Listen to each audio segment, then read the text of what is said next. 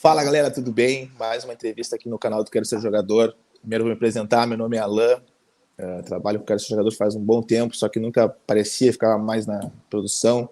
E hoje a gente trouxe o Ricardo Grosso, ele é professor de educação física, treinador de futebol com licença B da CBF e com especialização de futebol e futsal pela URGS. Primeiro a gente queria agradecer também a indicação do nosso amigo Leonardo Dalasta, que nos indicou. E a gente vai colocar então agora o nosso convidado, o Ricardo.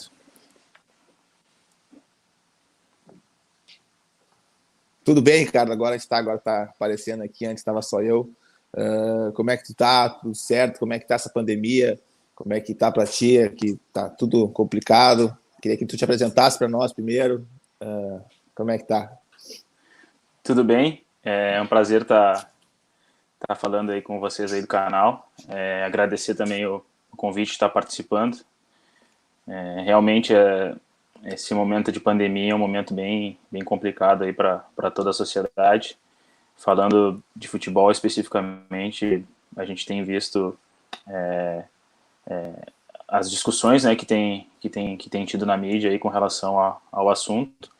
Mas eu sinto que nesse momento também, até aproveitando que vocês falam bastante no canal aí sobre ser jogador de futebol, né, sobre essa questão, né, de formação para a base, eu acho que está mais complicado ainda, né, o processo de base, eu acho que está mais afetado ainda por uma série de detalhes econômicos de investimento.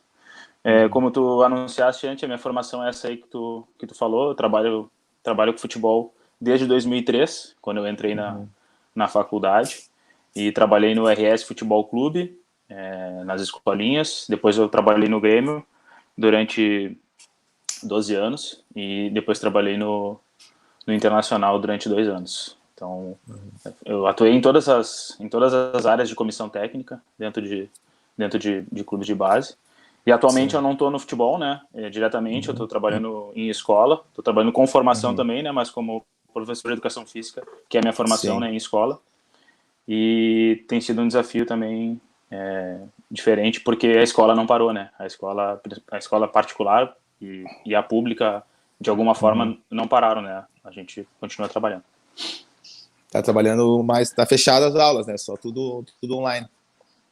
Isso, são aulas síncronas, que são chamadas, e atividades domiciliares, né? É dessa forma que a escola tá continuando. E a tua parte de educação física, como é que funciona assim online? Tu dá treino para as crianças? Como é que funciona assim a parte online dos treinos? Eu trabalho no ensino fundamental e também no ensino médio.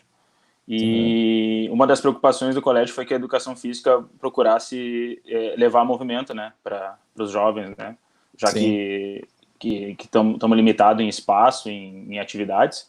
Então a gente manteve a carga horária, né, de aulas, né, praticamente, né, com 2 períodos semanais, e a gente tem procurado diversificar o máximo possível, né, de atividades, né, não só exercícios físicos, né, ou atividades de treinamento, mas tenta variar, né, trazendo também novidades. Enfim, a gente está se reinventando, né, tudo está acontecendo, tu planeja coisas que tu não sabe como que vai responder, né, mas está sendo uma experiência bacana, assim, muito desafiadora e de bastante crescimento, assim, eu diria, né, muito crescimento. Ah, que legal. A gente queria então fazer umas perguntas para ti aqui em relação à formação de atletas. Qual é a idade que tu acha assim que uma criança começa assim, pode levar mais a sério a idade para ser jogador de futebol? Ela pode assim, quando é criança, muito criança, eu acho que não tem ainda talvez o rumo certo. Quando é que tu consegue ver que essa criança tem futuro para ser jogador de futebol, essa criança vai dar certo no futebol? A partir de que idade tu acha que a pessoa pode tornar talvez o futebol uma coisa, uma profissão, né? Almejar uma profissão para o futebol? A gente tem visto que isso tem sido cada vez mais precoce, né? A busca por essas questões de treinamento, de especialização tem sido muito precoce na maioria das vezes, né? Profissionalmente, né, conforme a lei, a partir de 16 anos, né, você já pode assinar contrato profissional. Mas eu acho que tu taxar assim que com 16 anos tu vai ser um profissional bem-sucedido é complicado, né? Então, eu acho que é um processo, tu pode iniciar com atividade de treinamento cedo, mas eu acho que essa questão da especialização, né, e taxar muito jovem que esse vai ser profissional de futebol e aquele não vai ser, é bem complicado, né? Então eu acredito que a partir do sub-17, eu acho, né, passando o sub-17, né, etapa final ali, tu consegue ter um pouquinho mais de clareza de, esse aqui é um potencial jogador de futebol profissional em nível X. Ou esse aqui é um potencial jogador de futebol profissional em nível Y. Né? Pegando assim, um cara que vai ser mais top, um cara que vai ser um nível A, um nível B, um nível mais C, né, para atleta de futebol em termos de rendimento. Sim. E daí tu acha que a cobrança, a partir de que momento, mais ou menos, que idade começa a cobrança dos pais, talvez a cobrança de um técnico que vai estar treinando ali na base, tu acha que a partir de que idade começa aquela cobrança de verdade, assim? Olha, entrou em alto rendimento, então em base, vai ter sempre cobrança, né? Eu acho que isso vai variar conforme o nível que tu estiver, né? E também, né, esses detalhes, né, a gente sabe que o nosso país, com os problemas sociais que tem, né, e os jovens buscando isso como ascensão social também, né, como uma questão de melhorar sua condição de vida, né, de uma coisa muito negativa para uma coisa bem positiva, gera uma pressão muito grande, né? A gente, nessa caminhada, a gente vê inúmeras histórias de jovens que estão ali e têm esse sonho de jogar futebol, né, com 14, 15, 16 anos, mas por trás tem aquela questão, não, eu quero ajudar minha família, tem uma questão de cobrança interna, de pressão interna muito forte, e isso não tem como tu controlar ou mensurar, né, porque isso vai ser de um atleta para outro, né, de uma pessoa para outra, né, ou de uma família para outra, né, conforme essa realidade, né, que ele vive. A gente sabe que as realidades são distintas, mas eu acho que quando tu entra no alto rendimento, né, ainda mais em grandes clubes, né, eu tive a oportunidade de trabalhar em 2 grandes clubes aqui do estado, né, de Porto Alegre, e a pressão pode estar no sub-10, sub-11, sub-12, né, tu vai ter cobrança, vai ter pressão, e o mais importante é os profissionais que trabalham, né, saber medir e equilibrar isso e identificar quando isso não está afetando negativamente o jovem, né? Porque eu acho que é aí que a gente enxerga um problema, né? Seja de questão de empresário, de questão familiar ou até mesmo de questão do clube, né? A gente tem que identificar essas questões assim. E a cobrança do treinador, daí é a outra parte, assim. Então, acho que como é que funciona essa parte para as crianças? Porque talvez o treinador ser demitido, mesmo treinando na categoria de base, que é uma cobrança um pouco menor, não digo não de base, menos que de base, né? Então, acho que como é que funciona essa cobrança para a parte do treinador? Que às vezes o treinador não acaba ficando pouco tempo, é tirado, só que querendo ou não, a criança não tem a mesma cobrança que o adulto, né? Para a parte do futebol. A parte do treinador, como é que funciona isso? O que eu vivenciei, né? Eu vivenciei processos bem sólidos, assim, em termos de respeito a profissionais nessas idades menores, né? Uma confiança grande no trabalho e um respeito ao profissional pelo trabalho desenvolvido, né? Então, essa confiança te dá segurança para te saber o limite que tu pode pressionar um jovem ou não, né? Que tu deve encorajá-lo, porque essa pressão, muitas vezes, ela não é uma pressão para arrebentar o menino, na realidade, tu precisa testar o menino, tu precisa ao longo do processo, ele precisa ser forçado, porque o que ele vai enfrentar no futuro, né, como atleta de futebol, vai ser uma cobrança extremamente forte, né? Além dessa questão interna, uma questão externa. E não é uma pressão do treinador que tu vai sofrer a pressão da torcida, a pressão da mídia, a pressão do clube, a pressão de uma série de coisas que tu não vai controlar. E se tu não tiver a cabeça forte para suportar isso, vai ter muitas dificuldades, né? Então, eu sempre tive tranquilidade, né? Nos processos que eu trabalhei nessas categorias, né? Treinando sub-12, sub-13, sub-15, que são as categorias onde o futebol ainda não é profissional, né, em termos de contrato, né, para os jogadores, né, eles às vezes recebem algum auxílio, às vezes não recebem, mas nessas idades sempre com segurança para desenvolver o trabalho, né, eu sempre tive essa segurança lá no Grêmio para desenvolver esse trabalho. Falando de treinador, tu tem a licença, né, licença B da CBF. Eu queria a tua opinião sobre essa licença, porque até o Renato Gaúcho foi meio contra, não queria fazer curso, não queria fazer nada. Qual é a tua opinião em relação a essa licença? Tu acha que o treinador ele tem que ter algum curso, ele tem que ter, por exemplo, educação física, O que tem a opinião sobre em relação a treinadora, em relação aos cursos e a CBF em si, essa licença que teve que fazer? Esse é um tema bem polêmico, né? Porque, na realidade, é uma mudança de cultura, né? Que está se Sim. querendo, né? A gente vê países da América do Sul ou países europeus que têm isso já bem estruturado e organizado dentro das instituições, enfim, né, das federações. E eu acho que o conhecimento, ele nunca é demais. E eu acho que é o início de um processo, e eu acho que teria que ser organizado pela entidade máxima do futebol, né, pela CBF. Eu acho que isso tem que vir de cima para baixo. Tem muita discussão em cima de valores, de tempo de curso, de carga horária, uma série de detalhes, mas eu acho que em algum ponto ela precisa iniciar. E aí, com o processo de evolução, as melhorias, as alterações, as mudanças, né, o enriquecimento desse curso, ele precisa acontecer, né? Isso só vai acontecer com profissionais capacitados, Sim. certo? Então está se buscando uma organização. A gente sabe que o país é continental, né? A realidade aqui do sul não é a mesma do centro do país, e que não é a mesma do nordeste ou do norte do país. Sim. Então tem que se entender esses detalhes, né? Mas eu acho que a formação ela é importante, sim, tendo em vista tanto o futebol profissional quanto o futebol de base, né? Requer muito conhecimento, requer muito preparo, muito estudo para te conseguir atuar com qualidade dentro dentro de cada uma dessas situações que eu falei, né? Ou profissional ou em formação, né? Categoria de base. Sim. Então eu sou a favor do estudo, sim. Eu sou a favor desse conhecimento, né? Que tem que se debater, que tem que se buscar, que tem que se integrar. Que eu acho que os treinadores têm que estar juntos, têm que estar próximos para debater, para compartilhar o conhecimento, porque dentro do campo é diferente, né? Cada um tem o seu detalhe, a sua maneira de ver, né? As ideias elas podem ser as mesmas, mas cada um se tu for treinador, tu vai aplicar de um jeito e eu vou aplicar de outro jeito, porque essa é a minha individualidade e é diferente da tua individualidade, né? Agora o conceito pode ser o mesmo, né? Sim. Eu queria ver contigo então em relação aos pais, como que eles são importantes na formação do filho, da criança, para ser jogador. Com relação a esse assunto, eu acho que os pais eu acho que eles são muito importantes e muitas vezes eles podem acabar prejudicando ou eles podem acabar contribuindo. Essa é a visão que eu tenho, né? Ou por excessos ou por faltas.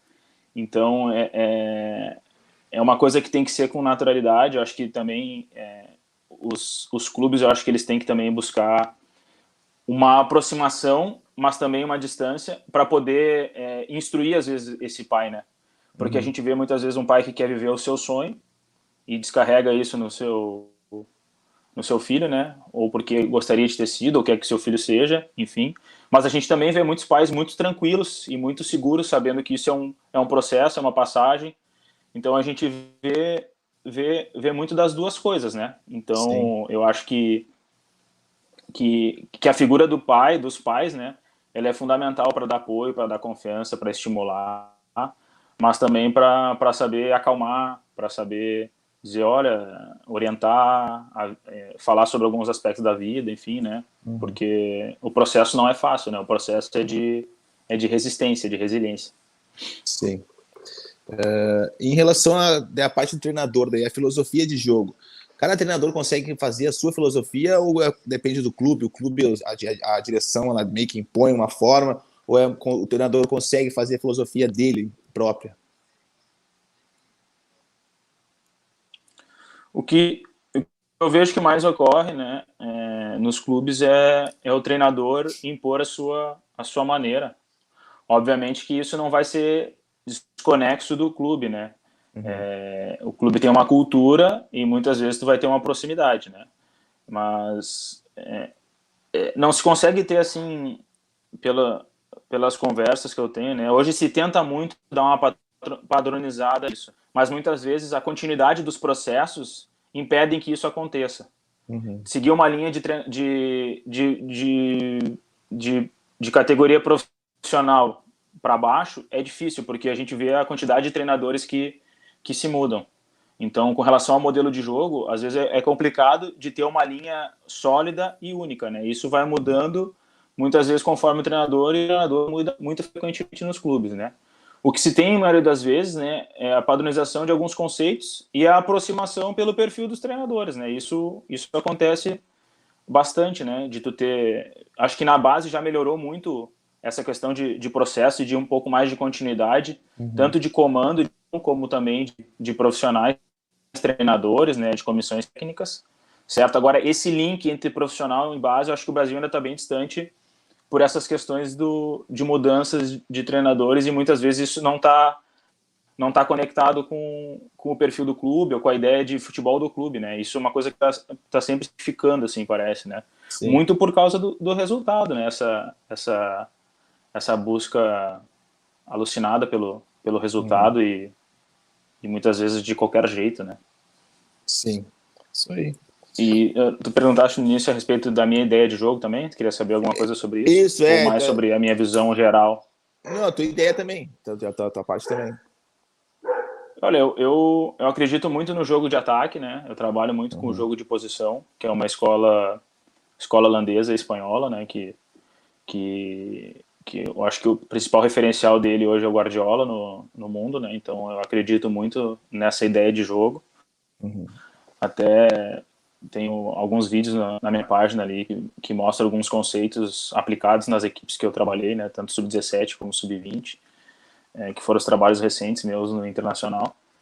E então eu acredito muito nisso, né? Mas eu acredito no equilíbrio de uma maneira de jogar, né? Uma equipe que seja protagonista, que faça uma marcação forte, que pressione para recuperar a bola no campo de ataque, que queira ter a bola, que desenvolva um jogo de qualidade, um jogo ofensivo, mas um jogo atrativo também, né? Não pode ser uma coisa monótona, né? Sim. Então eu faço muito esse link, né? Dessa característica de conceitos, né? De um jogo coletivo dessa escola, mas também aproveitando muito essa capacidade individual e técnica que o jogador brasileiro tem, né? E isso é diferenciado com qualquer atleta do mundo inteiro, né? Eu tive a oportunidade de jogar campeonatos, enfrentar equipes de outros lugares do mundo, e o jogador brasileiro ele tem um refinamento, ele tem uma qualidade técnica diferenciada, assim, sabe? Isso fica nítido, uma relação com a bola muito diferente.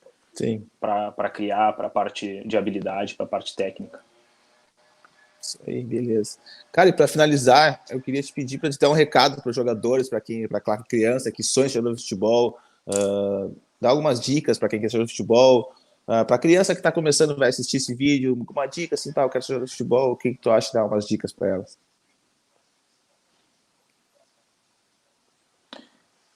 Eu acho que o principal, né, para jovens, para crianças, né, em primeiro momento, eles têm que ter prazer no futebol e se divertir nessa fase, né? Eles têm que ir treinar com prazer, eles têm que estar gostando daquilo, tem que ser prazeroso, certo? A vida de atleta de futebol, de jogador de futebol, ela não é uma vida fácil, é uma vida que tu tem que abrir mão de muitas coisas mesmo, porque tu não tem tempo para uma vida normal, tu tá sempre treinando ou jogando.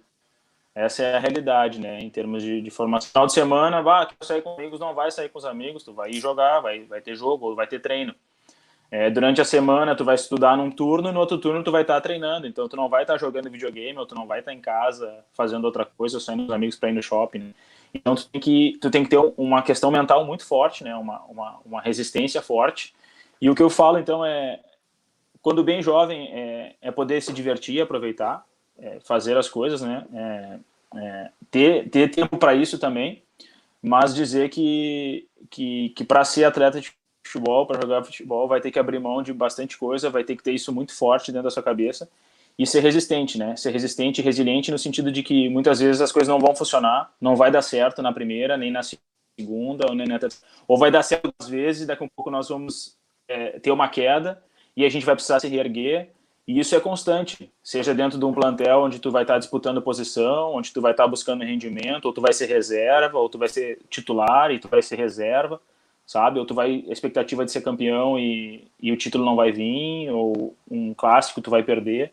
Sim. Então, tu tem que ser mentalmente muito forte, ter um valor interno assim muito forte assim de de resistência, de resiliência, e persistir, trabalhar forte, treinar e acreditar. Acho que isso é o que eu mais recomendo, né?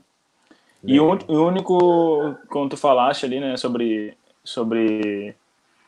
a questão da família, né? Eu vejo que hoje o jovem, o adolescente, ele está buscando assim uma questão de confiança, sabe? Ou até mesmo Sim, dos treinadores, né, de segurança, né? E a gente precisa encorajar o jovem, né? Acho que o papel do pai ou do treinador tem que ser de encorajar, de dar estímulo positivo, mas também de fortalecer as coisas boas, né? De fortalecer esse lado, assim, vamos lá, vamos enfrentar, eu tô com medo de fazer uma situação, eu tô com receio, não, vamos lá, bota no chão, vamos caprichar no passe, vamos assistir, sabe? Eu acho que o jovem hoje em dia ele busca muito essa questão da confiança, e eu acho que a gente tem que desenvolver isso no atleta também. beleza. Então tá, a gente queria te agradecer, pedir pro pessoal também se inscrever no canal, te agradecer pela entrevista, pelo tempo que perdeu com a gente. Muito obrigado. E quer divulgar suas redes sociais, como é que é o pessoal te seguir também lá, como é que é? Meu Instagram é @ricardogrosso, é meu Instagram ali. Eu queria agradecer a vocês aí do canal pela oportunidade, né? Desejar sucesso também. Parabenizar Obrigado. vocês por ter esse conteúdo aqui, né? Eu vejo que no nosso país tem muita gente desse caminho, né? E eu acho que ter um meio de comunicação que traga conteúdo e que traga informação para os jovens, né? Ou até mesmo para os pais ou para os treinadores para seguir na carreira, acho que é muito bacana. Então, parabéns aí pelo trabalho de vocês e muito obrigado aí Obrigado, pelo a gente que convite. Agradecer agradece. ao Léo também, que o É, Léo que indicação. Uhum. meu Indicou. camarada, Então fez a tá. indicação. Valeu, cara. Obrigadão. E é isso aí. Muito obrigado. Vamos encerrar aqui, pessoal. Valeu. Valeu por ter